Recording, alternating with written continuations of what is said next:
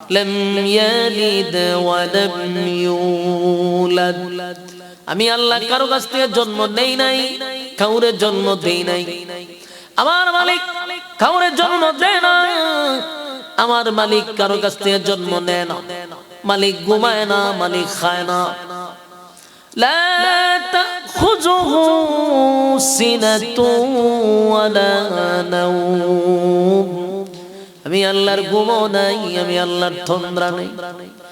এই যুবক ভাইরা, মালিক তো ঘুমায় না, মালিকের খাওন নাই, মালিকের ঘুম নাই। মালিক জন্ম দেয় না, মালিক জন্ম নেয় না। ফেরাউন লে তুই খাস ঘুমাস, জনমের খাওন খাস, জনমের ঘুমানি ঘুমাস। জন্ম দেশ তোর জন্ম আছে, তুই নিজেও জন্ম দেশ, আবার নিজে ঘুমাস, নিজে খাস। তাহলে খোদা হওয়ার কোন যোগ্যতা তোর মধ্যে আছে? ফেরাউনের মেজাজ গেছে গরম হয়ে। সারা দেশের মানুষ আমারে খোদা মানে, কিন্তু আমার বউ ফেস লাগায়া দিছে। ঘরের মানুষ আমারে খোদা মানে না। আসিয়ারে মরুভূমির মধ্যে শোয়া কাপড়গুলি সরায়া দিছে। নাউজুবিল্লাহ বলবেন। আসিয়া একটা চিৎকার দিয়া বলে, মালিক সবচেয়ে বড় সম্পদ হলো আমার ইজ্জত। আল্লাহ এই জাহেল ফেরাউন আমার ইজ্জতটা নষ্ট করে দিল, মানুষের সামনে আমারে উলঙ্গ করে দিল। আল্লাহ আমি বরদাস্ত করতে পারলাম না, কিন্তু মালিক আমার ইজ্জতের বিনিময় হলেও আপনার কাছে আমি ঈমানের ভিক্ষা চাই। আমি যেন মৃত্যু পর্যন্ত ঈমানের উপরে অটল থাকতে পারি। ঈমান আনো, ঈমান আনো এই মানুষদের মতো যারা ঈমানের পরীক্ষায় উত্তীর্ণ হয়েছে, ঈমানের পরীক্ষায় ফার্স্ট ডিভিশনে পাস করছে। ঈমানের জন্য যারা জীবন দিছে, ঈমানের জন্য যারা মাথা নত করে নাই, জীবন দিছে, জীবন দিছে, ঈমান দেয় নাই, তাদের মতো তোমরা ঈমান আনো। আমিনু কামা আমানান নাসের ব্যাখ্যা আব্দুল্লাহ বিন তামির হতে পারে। আমিনু কামা আমানান নাসের ব্যাখ্যা ফেরাউনের বউ আসিয়া হতে পারে। আসিয়া কার বউ ছিল? ফেরাউনের বউ। ফেরাউন খারাপের খারাপ ছিল, পৃথিবীতে তার মতো খারাপ লোক খুব কম ছিল। ফেরাউন রে মানুষ বলতো পেরাক ফেরাউন, মানুষ দইরা দইরা ফেরাক মারত। ফেরাক বুঝুননি? হাতে লোয়া মেরে দিত, হাতে পায়ে সে মানুষকে পেরাক মারত। এই জন্য তারে ফেরাক ফেরাউন বলা হইতো। ফেরাউন না এমন খারাপের খারাপ, তার ঘরে সংসার করছে আসিয়া। ফেরাউনের ঘরে সংসার করছে আসিয়া, অথচ জালেমের ঘরে সংসার করে পৃথিবী বিখ্যাত 4 জন মহিলার মধ্যে একজন মহিলা হইল আসিয়া। 4 জন মহিলা হইল শ্রেষ্ঠ। এই 4 জনের মধ্যে একজন হলো আসিয়া। জামাই কে? আসি ফেরাউন না? ফেরাউন কত খারাপের খারাপ, এত খারাপ ফেরাউন। এরপরও তার ঘরে সংসার করে পৃথিবী বিখ্যাত 4 জন মহিলার মধ্যে একজন হইল আসিয়া। যে আসিয়ার এত সম্মান আর এত মর্যাদা, আল্লাহ যাদেরকে সালাম দিছে এর মধ্যে একজন হইল আসিয়া। আমার যুবক ভাইরা, 4 জন মহিলার মধ্যে একজন হলো নবীর মেয়ে ফাতেমা, আরেকজন হইল মরিয়ম, আরেকজন হলো আম্মা জান খাদিজা, আরেকজন হলো খাদিজা। এই 4 জন মহিলার মধ্যে খাদিজা অন্যতম। ফেরাউনের ঘরে সংসার করেও ঈমানের পরীক্ষায় দিতে গিয়ে উনি ফার্স্ট ডিভিশনে পাস করছেন। সুবহানাল্লাহ। কারণ ফেরাউন নিজের খোদা দাবি করত। কি দাবি করত? হয়তো আমি তোমাদের রব। সবাই তারে ভয়ে রব মানত। জালেম তো রব না বললে তারে হত্যা করত। জীবনের মায়ায় মানুষের খোদা ডাকতো, হয়তো আপনি আমাদের রব, আপনি আমাদের প্রভু। এ দেশ শাসন করছে অনেক বছর, 400 450 বছর দীর্ঘ সময় সে দেশ শাসন করছে।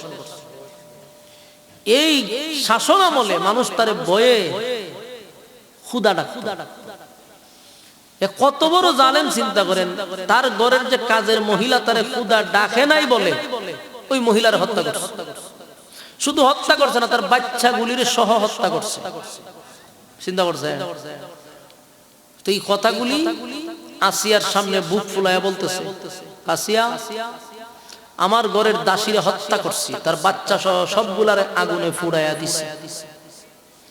আসিয়া বলল, কেন? কয় আমারে ক্ষুধা মানে না, ক্ষুধা ডাকে না, এই জন্য তারে হত্যা করছে। আসিয়া কয়, এই কারণে যদি তুই হত্যা করে থাকস, তুই তো জালেম। জালেম কোনদিন ক্ষুধা হতে পারে না, তুই একটা জালেম। জালেমরা আবার ক্ষুধা ডাকে কেমন? তে তুই যে মারলি ক্ষুধা না বলার কারণে, আমি যে তোর বউ, আমি তোকে ক্ষুধা মানি না। নাউজুবিল্লাহ। ক্ষুধা তারে মানলো না। আসিয়া জাগাত বইলা দিল যে তুই যেহেতু ক্ষুধা না মানার কারণে তুই মারলি দাসীরে, বুক ফুলাইয়া আমার কাছে গর্বের সহিত বলতেছ যে আমি দাসীরে মারছি আমারে ক্ষুধা না বলার কারণে। আসিয়া কয়, তখন স্পষ্ট বক্তব্য শোনো, সারা দেশের মানুষ তোমারে খোদা বলে ডাক দেয়, খোদা ডাকে। দাসী তোমারে খোদা না বলার কারণে যদি তারে হত্যা করে থাকো, তাহলে আমি স্পষ্ট ঘোষণা দিলাম তোমার বউ হইয়া আমি তোমারে খোদা মানি না। সুবহানাল্লাহ। তোরে আমি খোদা মানি না, তুই জালেম। ফেরাউনের মাথা আসমান ভেঙে পড়ছে। সারা দেশ আমি শাসন করি, সবাই আমারে খোদা মানে, বউ যদি খোদা না মানে ইজ্জত থাকেনি। আমি খোদা, বউ হবে খুদি। বলুন, খোদা যদি হয় তো খোদার বউ কিতা হয়? খুদিত্ব হয়। ফেরাউনে বুদ্ধি আনতে গেছে কার কাছ থেকে? হামান্নার কাছ থেকে। হামান্না বুদ্ধি দিছে তোর বউরে মানুষের সামনে উলঙ্গ কর। অথচ একবার চিন্তা করলো না, এক তৈলে আমার হে বন্ধু, আবার হলো দেশের বাদশাহ, তো বাদশার বউরে মারলেও তো মানুষ লুগায় মারে। সাধারণ মানুষের সামনে তোমার বাদশার নিজের ইমেজ নষ্ট হয় না? কিন্তু হে কত বড় সাইমসারে রাখলো যে নিজের বন্ধু আবার বাদশাহ, বাদশার বউরে মানুষের সামনে উলঙ্গ করে দিবার অর্ডার দিছে। আর হেও কত বড় মাথা মোটা, কথা ঠিক। নাউজুবিল্লাহ। আমার যুবক ভাইরা, আসিয়া কিন্তু সাধারণ কোন মহিলা না। কথা কি বুঝতেছেন? তুমি কি আউটপুট আর ভিতরে একই সিস্টেম রাখছো না? আলাদা আলাদা করছো না? তোমার যদি আমি আউটপুটের কথা কমাই কথা কই, তুমি কেনটা কমাও করে? আবার দেখো তুমি একসাথে রাখছো না। আমার তো সন্দেহ লাগে তুমি সব একসাথে করছো। তাহলে এই গানের সাউন্ড কমাইবো, তাহলে এই গানও কমাই কেমনে? আমার এটা বুঝাই দিব তো। তোমার ওই যে আউটপুট হালকা কমাইতা, তুমি ভিতরে শুদ্ধ কমাও, তাহলে 100 থেকে 2টা চলে নি। আমিনু কামা আমানান নাস, ঈমান আনো ওই মানুষদের মতো যারা অতীতে ঈমান আনছে এদের মতো। যেমন আসিয়া হতে পারে ব্যাখ্যা, আসিয়ারে গ্রেফতার করছে, করার পরে মানুষের সামনে আসিয়ারে দাঁড় করাইছে। ফেরাউন কয়, আসিয়া এখনো সুযোগ আছে, কালেমা ছেড়ে দাও, আমারে খোদা মানো, আমি ছেড়ে দিব।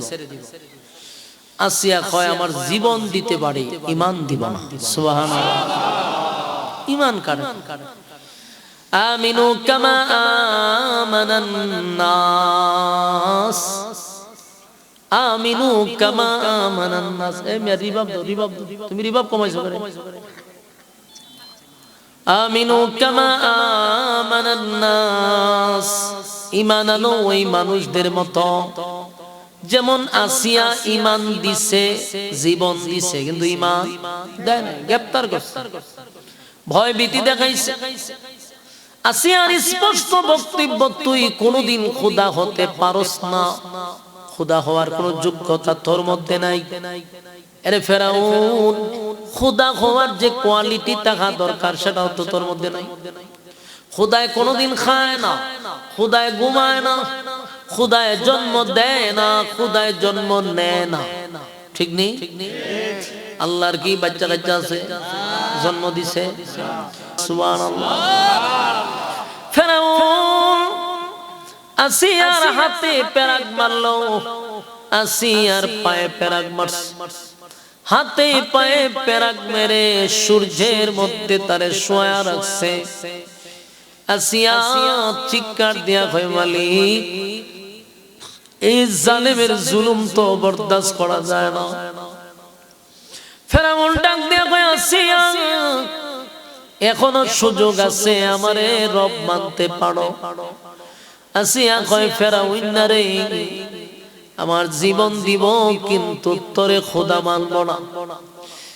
ফেরাউন দৌড়াইয়া হামানের কাছে গিয়া কয়, দোস্ত, তোর কথা অনুযায়ী আমি আমার বউরে উলঙ্গ করলাম, হাতে পায়ে পেরাক মারলাম, কিন্তু আমার বউ আমার এখনো খোদা ডাকে না। ফেরাউনের বন্ধু হামাইন্না কয়, দোস্ত, এমনি এমনি হবে না, এর চেয়ে কঠিন শাস্তি আসিয়ার দিতে হবে। আসিয়ার শরীরের চামড়াগুলি যদি উঠায় নিতে পারো, যন্ত্রণায় তোমারে খোদা মানব। নাউজুবিল্লাহ। আমার যুবক ভাইরা, আমিনু কামা আমানান নাস। এই জন্য আল্লাহ বলেন, ঈমান আনো ওই মানুষদের মতো যারা ঈমানের পরীক্ষায় ফার্স্ট ডিভিশনে পাস করছে। একটা জীবন্ত মানুষের শরীর থেকে যদি চামড়া গুলা তুলে দেওয়া হয়, বলুন না এটা কি সহ্য করা যায়? কথা হয় না? আমার আর আপনার যদি এমন অবস্থা হয় রে, কয়জন আমরা ঈমানের উপরে অটল থাকতে পারবো? আমরা এমন মানুষের ঈমান এত দুর্বল হইছে। সাবধান, দোয়া করা দরকার, মালিক আমাদেরকে এমন মুসিবত দিয়েন না যেই মুসিবতে আমরা ঈমান হারাবো। আল্লাহ, আমরার ঈমান বড় দুর্বল, ঈমান বড় দুর্বল, ঈমান বড় দুর্বল। মালিকের দরবারে হাত তুলে দোয়া করা দরকার, মালিক এমন কোন মুসিবত দিয়েন না যেই মুসিবত সামনে আসলে পড়ে ঈমান হারা হয়ে যায়, এমন মুসিবত সামনে দিয়েন না। আমাদের ঈমানের মধ্যে আল্লাহ আপনি জজবা তৈরি করে দেন, যেন আমরা মৃত্যুর সামনে দাঁড়ায়ও ঈমানের উপরে অটল থাকতে পারি। আমার যুবক ভাইরা, আসিয়া একজন সাধারণ মহিলা না। ফেরাউন আসিয়ার শরীরের চামড়াগুলি খাইটা খাইটা টানা শুরু করছে। সহ্য করার মতো নয় রে। আসিয়া চিৎকার দেয়া কয়, মালিক, আমি আর বরদাস্ত করতে পারি না, সহ্য করার মতো না। জীবন্ত মানুষের শরীর থেকে চামড়াগুলি তুলে দেওয়া হচ্ছে। ফেরাউন তাকায়া দেখে আসিয়ার শরীর থেকে চামড়া তোলা হয়। আসিয়া আসমানের দিকে তাকায়া বলে, মালিক আর বরদাস্ত করা যায় না, আল্লাহ আপনার পাশে আমার একটা ঘর বানায়া দেন। আল্লাহ আপনি আপনার কাছে আমারে নিয়ে যান, আপনার পাশেই একটা ঘর বানায়া দেন। আসিয়া এই পরিস্থিতিতে তাকাইয়া তাকাইয়া আসমানের দিকে তাকাইয়া আছে। ফেরাউন না বড় একটা পাথর লইছে। বড় পাথর লইয়া আসিয়ার মাথার উপরে মারবে এমন সময় দেখে আসিয়া মুস্কি মুস্কি হাসে আসমানের দিকে তাকাইয়া। সুবহানাল্লাহ। ফেরাউন লাফ দিয়া দাঁড়াইয়া আসিয়ার জিজ্ঞাসা করে, আসিয়া গো, এমন মুহূর্তে কেউর মুখ দিয়া কি হাসি আসার কথা? মৃত্যুর দ্বার প্রান্তে দাঁড়ায় আছো, তোমার শরীরের চামড়া তুলে নেওয়া হচ্ছে, হাতে পেরাক পায়ে পেরাক, কিন্তু তোমার মুখ দিয়া মুস্কি মুস্কি হাসি। ও আসিয়া, মৃত্যুর সময় মিথ্যা কথা বইল না, বলো কেন তুমি মুস্কি মুস্কি হাসো? আসিয়া ডাক দিয়া বলে, ফেরাউন নেই, আমি যা দেখি তুই তা দেখোস না। আমি আমার রবের কাছে দরখাস্ত করছি, রব আপনার পাশে আমার একটা ঘর বানায়া দেন, আমি জালেমের জুলুম বরদাস্ত করতে পারি না। আমার মালিক আমার চোখের সামনে জান্নাতের বালাখানা তুলে ধরছে। একটা জবান বন্ধ রাখেন না, জোরে কোন আল্লাহু আকবার, আরো জোরে কোন আল্লাহু আকবার। কেমনে রে আসমানের দিকে তাকায়া হাসে।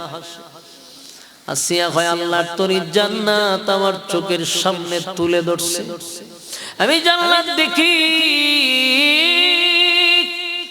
আর বালাখানা দেখি, আমার আর এই পৃথিবীতে থাকার কোনো ইচ্ছা নাই। আল্লাহ রাব্বুল আলামিন আসিয়ারে শাহাদাতের মর্যাদা দান করছে, সুবহানাল্লাহ। কিন্তু আসিয়া শেষ পর্যন্ত ঈমান দেয় নাই, সুবহানাল্লাহ। যুবক ভাইরা, ফেরাউনের বউ হইয়া একজন মহিলা, পৃথিবী বিখ্যাত 4 জন মহিলার মধ্যে একজন, ঈমান দেয় নাই রে, ঈমান দেয় নাই। ফেরাউনের গড় সংসার কইরা যদি পৃথিবী বিখ্যাত মহিলা হতে পারে, আমাদের দেশের পুরুষরা তো ফেরাউনের চেয়ে খারাপ না। মা বোনদের কি বলি, ফেরাউনের গড় সংসার কইরা যদি আসিয়া জান্নাত কামাইতে পারে গো, তোমার স্বামী কিন্তু এতটা খারাপ না, ফেরাউনের মতো খারাপ না। সেই স্বামীরে ম্যানেজ কইরা কেন তুমি জান্নাতে যাইতে পারো না? বুঝছেন না আমার কথা? খিতা যে বুঝছেন আমি নিজে বুঝতেছি না। আপনারা ফেরাউন কইলা আমরা চুপ করে বইয়া তা কইলেন, আমরা কোন তালামে আওয়াজ করে আল্লাহ না জানে, প্রতিবাদও করে না। হুজুরি কিতা কইলেন আপনি, যে হুজুরে যেটা কইটি ভালো নাকি? আমি বলতেছি ফেরাউনের গড় সংসার করে যদি আসিয়া জান্নাত তা, আমরা দেশের মহিলারা অন্তত স্বামীর খেদমত করে তো জান্নাত পাওয়া দরকার। জালেমের গড় সংসার করে জান্নাত পাইতে পারে, তোমার স্বামী এতটা খারাপ না, শুধু তার ম্যানেজ করে জান্নাতে যাওয়া সম্ভব, ঠিক না বেটি? কিন্তু এই ওয়াজ তো আপনার পুরুষরা খানো যেহেতু ঢুকে না, আর আপনার এলাকার মহিলারা কি পরিমাণ উশৃঙ্খল আল্লাহ না জানে। সেই জালেমের গড় সংসার কইরা আসিয়া পৃথিবী বিখ্যাত একজন মহিলা, সুবহানাল্লাহ। আমাদের দেশের মা বোনেরা এটা বোঝা দরকার যে আমার স্বামী ফেরাউন না। আমি যদি চাই স্বামীর খেদমত করে জান্নাতে যাওয়া সম্ভব, এটা কিন্তু সম্ভব হয়। তাই আপনাদের কাছে অনুরোধ, আসিয়ার জীবনী পাওয়া যায় সেগুলাই না আপনাদের স্ত্রীদেরকে দিবেন, তাহলে বুঝতে পারবো ফেরাউন না কথা খারাপ। ফেরাউন কি পরিমাণ জুলুম নির্যাতন করছে। আমিনু কামা আমানান নাস, আল্লাহ কয় ঈমান আনো ওই মানুষদের মতো। ওই মানুষ বলতে তাফসীর কারকরা ব্যাখ্যা করছেন আমিনু কামা আমানান নাসের ব্যাখ্যা আব্দুল্লাহ বিন তামির হতে পারে, আমিনু কামা আমানান নাসের ব্যাখ্যা আসিয়া হতে পারে, আমিনু কামা আমানান নাসের ব্যাখ্যা সাহাবায়ে কেরাম হতে পারে। কারণ সাহাবায়ে কেরামরাও অসংখ্য সাহাবীরা ঈমানের জন্য জীবন দিছে, ঈমান দেয় নাই, সুবহানাল্লাহ। আর আমরা ঈমান দিয়া দিই, জীবন দিতে রাজি না। উল্টা, পুরাটা উল্টা না। আমরা ঈমান দিতে রাজি কিন্তু জীবন দিতে রাজি না। ঈমানদার হতে হবে। এই প্রজন্মকে একজন ঈমানদার শিক্ষা দিয়া গেছে, যদি তোমরা অন্যদের দিকে তাকানো দরকার নাই, আমাদের বাংলাদেশের প্রজন্মের একজন আইডল আইকন উসমান হাদিকে তোমরা ফলো করতে পারো। উসমান হাদি ইনসাফ কায়েমের লড়াইয়ে বাতিলের কাছে সে মাথা নত করে নাই, মাথা উঁচু করে দাঁড়াইছে। এই জন্য গুলিটা তার মাথায় মারছে। কারণ সে বাতিলের সামনে মাথা নত করে নাই, মাথা উঁচু করে সে বইলা গেছে বাঁচলে আমি বাঘের মতো বাঁচবো, শিয়ালের মতো জিন্দেগি কোনো প্রয়োজন নাই। বারবার বলছে আমার জীবন দিব, কিন্তু আমি মালিকের কাছে ওয়াদা করছি বাতিলের কাছে মাথা নত করব না। জীবন দিয়া দিছে রে, কিন্তু মালিকের কাছে ওয়াদা রক্ষা করছে, সে কোনোদিন মাথা নত করে নাই। আমার যুবক ভাইরা, এমন একটা জীবন সে গঠন করছে রে, গোটা পৃথিবীর মানুষ তার জন্য কান্দে। আল্লাহ নবী বলেন এমন মানুষ আল্লাহ জমিনে আছে, এমন মানুষ জমিনে আছে যেই মানুষটা মারা গেলে জমিন তার জন্য কান্দে। মানুষ মারা গেলে আসমান কান্দে, জমিন কান্দে, মাখলুকাত তার জন্য কান্দে। আমি যেন এই কথার বাস্তবতা দেখছি উসমান হাদির মধ্যে। যেদিন দুনিয়া থেকে বিদায় হয়ে গেছে, তার ব্যথায় যেন আসমান কান্দে রে, তার ব্যথায় যেন জমিন কান্দে। 18,000 মাখলুকাত তার জন্য কান্দে।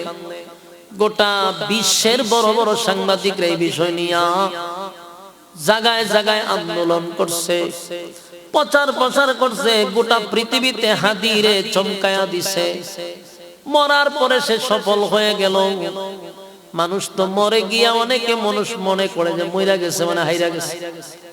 না না, কিছু মানুষ মরে যাওয়ার পরেও সে বিজয় হয়, আদি বিজয়। আপনারা বিশ্বাস না করলে রাতের গভীরে হাদির কবরের মধ্যে যাবেন, গিয়া দেখেন কত মানুষ কবরের পারে দাঁড়াইয়া দাঁড়াইয়া হাদির জন্য কান্দে। আমি আপনি এখনো এত ইবাদত বন্দি করি নাই, এত বড় আল্লাহর ওলিও হই নাই যে আমি মরে গেলে আমার কবরের পাশে রাতের 3টা 2টার সময় মানুষ কাঁদবে। বাংলাদেশে বহু বড় বড় পীর ফকির মাটির নিচে শায়িত, তাদের কবরের সামনেও রাতের 12টা 1টা গিয়া কেউ কান্দে না। কিন্তু এই যুবক মানুষের কলিজায় এত আঘাত দিয়া গেছে যে মানুষ এখনো কান্দে। গতকালকে দেখি একজন মহিলা, বৃদ্ধা মহিলা হাউ মাউ করে কাঁদতেছে আর কয় আমার সন্তান মরে গেল এতটা কষ্ট লাগতো না যেই আঘাত লাগছে হাদির মৃত্যুতে। তাহলে সারা পৃথিবীর মানুষ তার জন্য কান্দে। এমন জীবন করো হে গঠন, মরিলে হাসিবে তুমি, কাঁদিবে ভুবন। ঠিক না বেটি? এমন জীবন গঠন করো। তুমি দুনিয়াতে আসার সময় কাঁদতে কাঁদতে আসছিলে, তোমার আগমনে সবাই কিন্তু হাসছে, তুমি কাঁদছো। আবার তুমি যখন দুনিয়ার থেকে বিদায় হইবা, তুমি হাসতে হাসতে যাইবা, আর পৃথিবীর মানুষ তোমার জন্য কাঁদবে। হাদি ভাই, আল্লাহ তার শাহাদাতের মৃত্যু দান করুক, শাহাদাতের মর্যাদা দান করুক, জান্নাতের উচ্চ মাকামে আল্লাহ আমার বাইরে তুমি পৌঁছায়া দাও। যেই হাদি ভাইয়ের জন্য কান্দে নাই এমন কোন মানুষ নাই। আমি আমার কথা বলি, আল্লাহর কসম, আল্লাহর কসম, আল্লাহর কসম, আমার কাফারা দিতে হবে না। যেদিন থেকে সে গুলিবিদ্ধ হইছে সেদিন থেকে আমি পাগলের মতো হয়ে গেছি। কখন নিউজ আছে মারা গেছে, রাতে ঘুমের মধ্যে আমি মোবাইল দিয়ে দেখতাম নিউজ নিয়ে যে মরে যায়, এটা আতঙ্কে ছিলাম আর চিন্তায় ছিলাম আল্লাহ কোন সময় মারা যায়। গাড়িতে বৈশা বৈশা দোয়া করছি, মালিক আমাদের হায়াত থেকে কিছু হায়াত তুমি হাদি বাইরে দিয়া দাও। এত দোয়া করছে গোটা বাংলাদেশের মানুষ, কত মহিলারা তার জন্য রোজা রাখছে, কত কোরআনের খতম তার জন্য পড়া হইছে, কত আলেমরা চোখের পানি ফলাইছে। বাংলাদেশের উল্লেখযোগ্য আলেমরা বারবার বয়ানও বলছে যে আমরা এত কান্না নিজের সন্তান মারা গেল কান্দি না।